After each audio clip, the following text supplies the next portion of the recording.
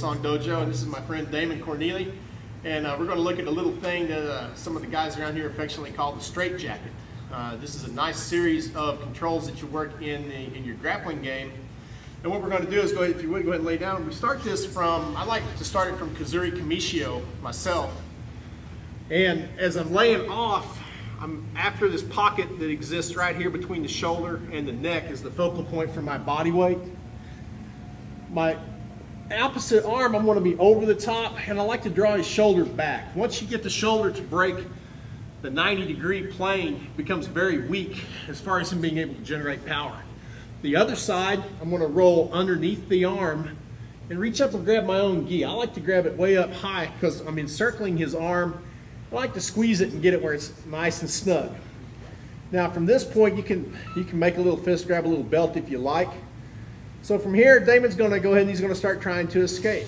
Now, he's going to be very limited in what he can do because I'm limiting his options.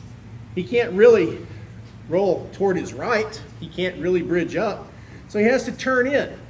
And when he makes his turning in right there, when he makes that turn in action, this is my cue to do a leg switch. I'm going to bring my right leg through underneath to a sitting position. So now we're dealing with Ushiro Keisugatami, still encircling the arm, and now you'll notice that because he turned up on his side, I've made my arm cinch even deeper. So now he's in a little bit more of a problem. So he tries to escape from this. He's not really gaining any traction going that way, so what must he do? He must turn back toward me. This is where the mischief comes from. The free hand drives up, and then I want to keep my elbow in contact with the floor until it breaks loose naturally on its own.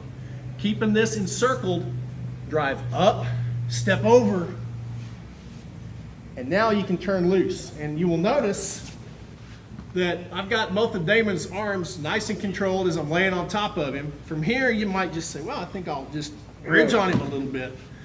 So it becomes extremely uncomfortable. It's a great spot to work a submission from. And like I said, the guys call this they affectionately call it the straightjacket because ending up like this is a bad idea.